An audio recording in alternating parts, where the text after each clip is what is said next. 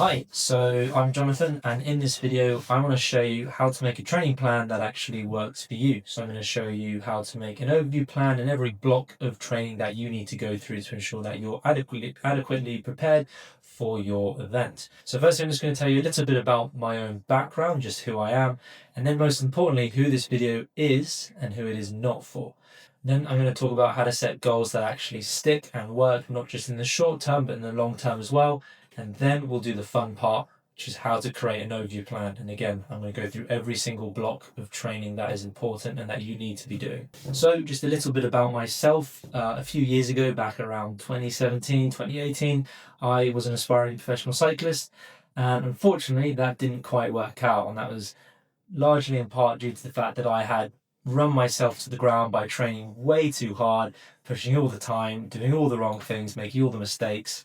And unfortunately, I had to end my cycling dream. I couldn't go any further. My body was just so exhausted, I just couldn't ride the bike anymore. But that being what it was, I decided to pivot my life, so to speak, and I focused on other things. So I started doing my academia. I got a degree, a BSc in sport and exercise science, then got my master's, and now I'm working towards my PhD, where I'm actually looking at marathon runners, so endurance athletes just like yourself. And I've now been running Breakaway for about 5 years or so, 4 or 5 years, and I've helped now hundreds of athletes from pretty much every continent of the planet. And it's been very rewarding, and that's what I hope this video will do for you, is help you massively. Now, importantly, who is this video actually for and who isn't it for? So if you're someone who wants to get quick in a very short space of time and aren't actually interested in the process and respecting the fact that endurance sports takes a long time to become very good, then I'm afraid this isn't really for you. If you're obsessed about the outcome more than you are enjoying the process and respecting that, then again, this video is probably not worth your time. It might not be that important to you, because I don't want to prescribe, this get quick schemes. For me, that's not how you should be looking at your endurance sports. You should be looking at it as a long-term game. But if you are someone who does want to improve your longevity with endurance sports, does enjoy the process, and therefore will respect the training and that things take a long time and you're not going to improve overnight, then this video is for you. So you can continue watching. If not, no problem, but this might not be the best for you. So how do you set goals that actually stick? Because everything starts with your goals. In other words, what do you want to achieve? Now, there's a few ways of looking at this, but the 5 questions that I always ask athletes that are signing up with me is, who do you want to be as an athlete in 10 to 30 years? So that means, do you want to be someone who's completely run down and you're not able to do anything? Kind of similar to me, really. I would suggest probably not, which means you always need to keep in mind that in 5 to 10 to 30 years, you are making sure you're working on your longevity in the meantime. Now, what is the main mechanism for you doing this? In some cases, it may be doing a Gran Fondo. In some cases, it may be running a marathon. How exactly are you going to achieve this goal for the long term? And then it's important to ask yourself what you enjoy about the process, because if you don't enjoy the process, you're not going to train for very long. You're not going to last very long. So it might be things like, I enjoy training with my family, my friends, things like this. If that's the case, and then there's, again, another really important thing to keep in mind when making your training program long term. And then what about the short term? Because not everything is about the long term. It's about making small steps in the short term to benefit you in the long term. So what are some of the things that you need to think about? Ask yourself this: what achievement would make you happy in the next 6 to 12 months? In some cases, that may be a sub 3.5 hour marathon. It may be riding your first 100 kilometers. Either way, what would that thing be? And then we know, in this particular season, in this year, that's what we will target, while keeping in mind what you want to achieve in the long run. And then I always find this a useful exercise to ask people is, where does this rank for you amongst the importance, amongst everything else in your life? So for example, if it's only a 2, then okay, fair enough, that's fine. But maybe it means we will not pay too much attention to your volume or dedicating a super high amount of time to this. If it's a 4, if it's a 5, then again, I'll know based off that how best to optimize your program. So again, all of this is important information for you to consider, and things I consider when making your training program. Now, it's one thing actually choosing your goals and deciding what you want, but it's another thing actually deciding if that's possible or realistic. So let's say, for example, in this example here, I want to do my current PB in the marathon, this is all hypothetical, is say 3 hours and 52 minutes. But I want to run in the next 6 to 12 months a sub 3 hour and 30-minute marathon. That's a 31 second per kilometer improvement across 42 kilometers. That is quite a big jump in your performance in a 6 to 12 month period. Now, it's not impossible, but if you try and make giant leaps every year, you're going to quickly find that you're not able to make any leaps at all every year. So it's better to be slightly conservative with your targets, not because I'm of the mentality if you're more conservative with your target, you're more likely to hit the target and it makes me look good. That's not what I'm thinking. I'm thinking if you're trying to achieve targets that are too big, then it's going to be harder for you to progress long term. And that's the last thing I would want. So in this case, that target of going sub 330 from a 352, probably unrealistic. So instead, a more realistic compromise would be going sub 340. That would be a reasonable target. Then we know that's what we want to achieve in the next 12 months, 6 to 12 months, and we'll design the training program for that reason. But what we won't do is design it for a target that's too hard, attempt to make unrealistic progress, and potentially damage you in the long term. Right, so how do we achieve this target? This is the fun part. This is where we design your overview plan, and then I'm going to go through each of the blocks of training. So you always start by building backwards from your event. So taking this screenshot shows you all the blocks you need to go through back from your event. So let's say your marathon is in May time, or whatever your event may be, a road race, a Grand Fondo, it could be anything, an Ironman. Let's say it's in May. So I've worked backwards from the event in May time. And from that, I've calculated how long each block or period should be. And then from that, we know when we need to start. In this case, you should be starting the 1st of October. Now, this overview plan may change. Things may be slightly different depending on who you are as an individual, what your current fitness level is, what your training history is, all these things. But again, this is a general example for you to follow to get an idea of how your training program should be designed. Your first block, this is in some ways the most annoying block to athletes. This is your base and strength block. And during this time, you're building your foundation. Now that means pretty much most of your training is going to be easy training. You're not trying to do any hard intervals. You're not trying to do any crazy efforts. You're just trying to build up your volume gradually.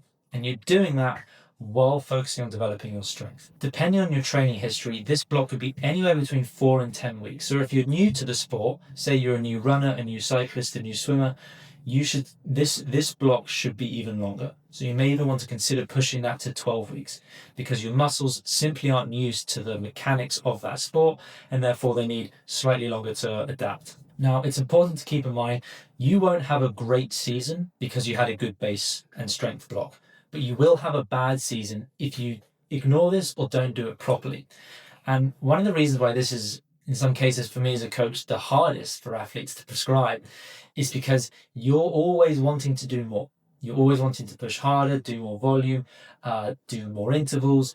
But this is the part of the training where you need to hold yourself back and think long term. It's not just about being better tomorrow. It's about being better in this example, in May time when the marathon is. So you need to exercise probably the most amount of discipline you'll have to exercise throughout the entire program to not tempt yourself into pushing too hard, doing too much, and just focusing on doing the daily things correctly. So in the example of our marathon runner and our sub 3 hour, 40-minute goal, what would a example week look like for the base and strength block? So you can see here that all the workouts are easy training. The volume's not particularly hard. The long run isn't particularly high. All kind of your zone 2 comfortable work, but you have 3 strength sessions planned. Now, 3 strength sessions can be quite a lot for some people. During this block, you really want at least 2 sessions a week, but 3 is ideal if that's possible. But again, the training is not necessarily super difficult. It's not about being difficult all the time anyway. It's about building your foundation, giving time for your bones and tendons to adapt, which tends to take longer than your muscles anyway. And that's partly why you need to be focusing on your strength training. When it does come to your strength training, an important note is there are two main methods you should be focusing on. The first is heavy lifting, so using heavy weights, a back squat for the barbell, for example, or you can be doing plyometrics. You can do both of those at the same time. So maybe strength session 1 on the Tuesday can be heavy weights, on the Thursday you can do plyometrics, and then on the Saturday you can do heavy weights again. It's a little bit up to you. As far as I'm aware, there isn't an optimal ratio between heavy weights and plyometrics, but doing heavy weights and plyometrics isn't conflicting. You'll still get the overall adaptation that we're looking for by including both. So what are some fueling considerations for block 1 based in strength training? You don't need to worry too much about specifics in terms of your event. So you don't need to be worrying about practicing your carb loading strategy, for example, but you do need to make sure you are consuming enough overall calories to ensure that you are feeling fueled enough for the workouts. So a really easy thing you can do is monitor how hungry you feel. If you are finding you are frequently hungry, you are definitely not eating enough. That is just absolutely for sure. But another really simple calculation you can use is 45 times your fat-free mass. And that will give you an idea of how many calories you should be eating per day, assuming you didn't exercise. And that will be enough to sustain your what's referred to as your energy availability, so that you're not feeling super tired or your muscles are able to actually adapt from the training you're giving it. So you have now completed your first block of training. Now you're going to move on to block 2, heat training. Now, heat training has become very popular, and for good reason, because even if your event is in a cooler climate or you're doing most of your training throughout winter, heat training is still massively beneficial to your performance regardless of the environment or conditions your event is in. So it's still really, really recommended that you do this, and the gains you can make from heat training in just 3 weeks are pretty substantial. So this is, I think anyway, becoming a really essential part to a program, and most people aren't heat acclimatized, which means that you need to go through a specific heat block. Now, this heat block doesn't need to be any longer than 3 weeks. After that, you can just maintain your heat acclimatization status, and I'm going to talk about that a bit more later. But if you have gone through heat training before, or you just live in a very hot environment like some of you do, it may be possible you can skip this block, or it only needs to be a week and then you can move on to the next block. So again, depends on your fitness level, depends on your status. But yeah, anywhere between 1 and 3 weeks, possibly skipping it if you already live in a very hot environment. So what does an example heat acclimation week look like? So in the case of our runner, we have 3 heat sessions per week. Now, if you're new to heat acclimatization training, your first heat session should be very easy, and that means low intensity, so zone 2, zone 2, and it should be short. So your first workout should be maximum 30 minutes if you're not used to that. Now, heat training is very demanding, so anywhere between 2 to 3 times a week is fine and ideal. But any more than that, and you risk making the training too hard, because you are putting a lot of additional stress on your body as a result of the heat training. You'll also notice in this example week, you still have strength training. You want to maintain that with 1 to 2 times a week to maintain the gains you made from block 1. So there are a few fueling considerations to keep in mind, the most important being your hydration status. So when you complete your heat training, you want to weigh yourself before and afterwards. And that way you can get an idea of how much you are actually sweating. And one of the aims is by the end of the heat block, you're actually sweating more than what you did at the beginning of the block. Because the fitter you are, the more you'll sweat, because the better you can thermoregulate yourself and stop your body temperature from reaching what's known as a critical temperature, which once it reaches that point, then your body will kind of shut down and stop you from going further because it becomes dangerous for your bodily function. And when you sweat, you tend to lose a lot of sodium through that sweat. Now, the fitter you get, the more your body will reabsorb the sodium in your sweat. But having said that, given heat training is quite demanding, it is likely worth you need to refuel with sodium or drink sodium during your heat workouts. Okay, block 3. This is when things become a little bit more exciting for you guys. It's when you can start properly introducing intervals. And you start with VO2 max intervals. Now, the reason you start with VO2 max intervals is because think of your VO2 max as your ceiling. You can't, that's the maximum you could do endurance exercise at. For example, you're not going to run a marathon faster than the pace that your VO2 max is at. That's just not physiologically possible. So kind of see that as your potential. Now, what we want to do naturally is increase our potential. So you don't want to increase your potential right at the end of your block. You want to increase it at the beginning of your training. So your first interval block is going to be your VO2 max training, and that's going to last anywhere between 4 and 6 weeks, again, depending on your experience and depending on your fitness level. And the benefit to this is as you increase your VO2 max, you increase the potential your thresholds can be underneath your VO2 max. So if you have a really low VO2 max, it's going to be harder for your threshold to increase beneath that. But if we can increase that, then your potential marathon, half marathon pace, or pace for a 20-mile time trial, for example, all of these things now go up. A really useful way to track to see whether you've made any progress during this VO2 max block is by actually conducting a ramp test, so you can see what your power is at your VO2 max. So you need to do that before and at the end of the block to get an idea of your progress. When you're including your VO2 max intervals, these should range anywhere between 1 and 2 times a week. In some cases, you can do 3 times a week, but truthfully, I don't think it's necessary to do more because these are very demanding intervals. And if you're doing them properly, they're going to be very tiring. And to do them more than twice a week risks making your body too fatigued to actually conduct the remaining training adequately. So stick to 2 times a week. Your workouts in between your hard workouts should just be easy zone 2 runs or rides. You don't need to add any additional tempo workouts or anything like that. That's going to come later in the program. You're also going to notice that you still have a heat session. And the reason is because you need to maintain the gains you made in that heat block. And the way you do that is by doing a 1-hour heat session. So for example, even if you are a runner, doing a 1-hour heat session on the bike is still going to be really, really good for maintaining the gains that you made in the heat block. Similarly, you are going to continue for strength training, and you'll notice that the strength sessions are planned on the same day as the intervals. Now, the logic behind this is you want to keep your hard days hard and your easy days easy. If I put your strength sessions on easy days, the easy days now aren't quite as easy. And it's you're kind of prolonging the fatigue instead of giving your body a chance to have a proper easier day, and then your body is more recovered for the actual harder days. One important fueling consideration is your VO2 max intervals will be fueled entirely by carbohydrates. Anything above zone 4 is going to be 100% carbohydrate based. So you don't want to do these intervals, these VO2 max intervals, on an empty stomach. That is going to result in you not struggling to hit the power. You're then going to be disappointed with yourself, and you think you're going to need to compromise by doing more intervals. That is just not how it works. Now, if you can only complete the intervals first thing in the morning and therefore you don't really have time to eat breakfast, fine, but do these 2 things.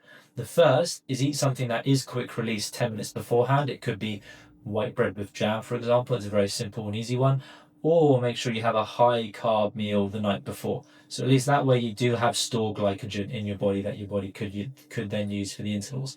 But don't try and do this entirely fasted without carbohydrates. That's not being clever. That's not giving you any additional adaptation. It's actually just making things harder, and it will make you worse in the long run. So you've now increased your potential. You now want to begin to get more specific to your event. And that usually means working on your threshold. If you're a cyclist, that might be your FTP. If you're a runner, that might be your sustained 30-minute pace, for example. Either way, you're going to want to make sure that this increases and increases as a percent of your VO2 max. The higher the percent, the better. And on top of wanting to increase your threshold, you still need to maintain the improvements that you made in your VO2 max. So you want to include 1 VO2 max session every other week, and that should be enough to maintain the gains you made. Generally speaking, the threshold phase will last longer than your VO2 max phase because you can only do VO2 max intervals for so long before they become too tiring. And you can only make so many adaptations to your VO2 max anyway, as that is largely genetic. But your threshold is a lot more adaptable. You're in a bit more control over that. So this block can be anywhere up to 12 weeks. During this block, you are also going to want to start increasing your overall training load, as there will be a period in your training where it is ideal to have a higher training load. Training volume and load are really, really correlated to your performance, which is Unsurprising, the more you do, the better you get in the long run. So in this example week here, you can see on the Friday, for instance, I have a maintenance VO2 max session to maintain what I've done in the previous block. Similarly, I continue with my once a week heat workout, and then most importantly, I've added my threshold workouts. So in this case, it's 3 by 12 minutes in zone 4. But on top of those intervals, I've also now started to make things a bit more specific to the event. So if you look at the Sunday workout, this is now increased to 20 kilometers. So it's now becoming a proper long run. Now, this is going to be something you want to progress very steadily, between 5 and 10% every week, until you get to roughly 30 to 35 kilometers, depending on your ability. The same would apply whether you're training for a 5K, a 10K, or half marathon. You still want a long run. And similarly, if you're on the bike, you still want a longer workout, as it's very good for improving your durability. So even if you're training for, say, a 100-kilometer Gran Fondo, doing a 4, 5, possibly even a 6-hour workout is going to still be hugely beneficial to you. Now, it's at this point in your training when you're going to want to start working on your fueling specific to your event. So in the case of a marathon or any endurance events that are longer than 90 minutes, you're going to want to be fueling with 90 grams of carbohydrates per hour. And if you ever tried to do that before, or if you haven't done that before, it feels very uncomfortable to begin with. It's really hard for your gut to actually digest all of that and for you to even cope with that without wanting to throw it back up again. So during your long runs, for example, you absolutely should be practicing that, possibly even during your interval workouts, and maybe worth practicing that as well. But you absolutely have to have at least one workout a week where you are practicing fueling these amounts that you need to for your rest day. So you need to try different types of gels, different types of foods, different types of liquids, and see what's working best for you, what can your body handle, what can't it handle, and then you can get a picture of what's going to be best for you on race day. Block 5, race simulation. This is when things become really, really specific to your event. The aim here isn't necessarily to have a really big weekly volume, but you are going to focus on having breakthrough workouts. These are kind of workouts that are similar to your event. So in the case of the marathon, it may be doing a long run, but at the end of that long run, for the last 5 kilometers, let's say you do the whole thing at marathon pace, and then you increase that 5 kilometers to 6, 7, 8 kilometers, all at marathon pace. And that way you're really training your body to get used to the demands of your event. Now, these workouts are really, really hard, and it's important you complete them with a high quality, which is why you don't necessarily want to have the highest overall volume in your program at this point. This is also a really useful time to start including a B priority event. So if you're training for a marathon, doing a half marathon 6 weeks beforehand is a great way to test how your body copes with the nutrition you've been practicing, good way to practice your pacing ability, get an idea of your overall condition as a whole, and to even just test out your nerves and how you feel on a race day. But the most important thing you do at this point in the program is develop your race specific intensities. So taking a look at this week example, you'll see the long run is now quite far. It's 30 kilometers in zone 2 plus 5K at race pace. So it's quite a demanding workout. And then your interval workouts, similarly, 3 by 18 minutes at zone 3. So again, zone 3 is generally speaking high zone 2. Zone 3 is where your marathon pace would be. So again, you can see how we're replicating your race pace and improving your ability to handle the demands of your event. And at the same time, you still need, I know I said this, but you still need to maintain what you've done in the past. So you're still doing your heat session, you're still doing one VO2 max session, or you can do one threshold session, for instance, and rotate amongst them during the block, and a strength session as well. Then the final block before your training is when a lot of people go wrong, and this is when you need to taper. So tapering is not about improving, it's not about becoming a better athlete, it's about letting your body recover and adapt from all the training that you've now done for months. It's not about trying to get last minute gains in. That's just not how this works. If you're trying to do that, either you didn't train properly and you need to either reevaluate your goals or miss the event entirely. It's about letting your body absorb what you've done so you feel fresh come race day.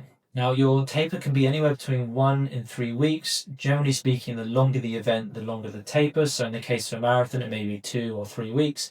And you want to reduce your volume by 40 to 60%. So taking a look at this week example, I typically plan a rest day before the event. Some people feel better when they have a really easy workout the day before the event. That's very individual, but in this case, day off before the event. But most importantly, all the workouts are much easier compared to what you're used to. So the volume is very low, 5, 6, 4K, and the interval session is much easier compared to what you've seen in the previous blocks as well. So we're not trying to push you, we're not trying to force you to do anything you haven't done. This is just about recovery. The main and most important fueling consideration during your taper is your carb loading. Now, you should have practiced your carb loading at your B priority event in your previous block, so you should have a pretty good idea of how to do this and how your body copes. But generally speaking, you want to do this for 1 to 3 days beforehand, and you want to be aiming to consume 8 to 10 grams of carbohydrates per kilo of body weight. You don't have to eat that in 3 meals. Don't eat that in 3 meals, in fact. Spread that across 4 to 5, and some of it can be in liquid form. It doesn't all have to be just big bowls of pasta. Simple carbohydrates are best, so things that are easy to digest. White rice is a really good example. These are much better than complex carbohydrates. So you've now done your event. What could there possibly be to do now? You must feel like you've done everything and that you are completely exhausted, and rightly so, because now the next part of your training is entirely about rest and recovery. This phase, I refer to as the transition phase. You're transitioning from one season to the next. You can call it your recovery phase. It doesn't matter. The point is, you absolutely must include this. Lots and lots and lots of people make the mistake of thinking they finished their event, they've trained for 6 months for it, and they don't really have a rest, and they just crack on with the next one, and they wonder why they're not improving year after year. Because remember, a lot of this is about improving year after year, not just having one great year. That's cool, but I want you to improve every year. And one of the ways I get you to improve every year is by taking a rest at the end of your main event. That can vary anywhere between 1 and 4 weeks, depending on how you feel and how hard your event was, but it has to be absolutely included in your program. A minimum 1 week, but really you should be looking at 2 to 4, depending on how you cope. For example, if you did an Ironman, I've seen lots of people who take a week off and are back to full normal training. There are very few people on the planet who can get away with that, and I'm telling you, you're not one of them. So don't do that. Give yourself time to rest and recover, and you will thank yourself next year and the year after. You can see a very simple example, lots of rest days. In this case, it's not even about maintaining your previous ability. You have to accept you will lose some of your fitness, but that's fine because you're going to gain so much freshness, so then you can gain back that fitness and more when you start training again in the next block. And there you have it. That is how you build a training program from start to finish. And if you miss any of these steps, then it's likely you'll be underprepared or you will struggle to improve year after year. But the most important thing you need to do is start with your goals. What do you want in 6 months to 12? What do you want in 5, 10, 20 years? Have a really good think about that. Think about how important this is to you. Then we can get an idea of how to design your program. When it comes to all the blocks of training, you ideally complete all of these, but the duration for which these are completed at may vary. So for example, if you're already heat adapted, maybe you only need 1 week or instead of 3, for instance. So yeah, there's your overview of how to complete training and how to build a program. I hope you found that helpful. If you did, then share it with someone else who might find it helpful or who was lost in completing their program. And if you have any feedback, please let me know.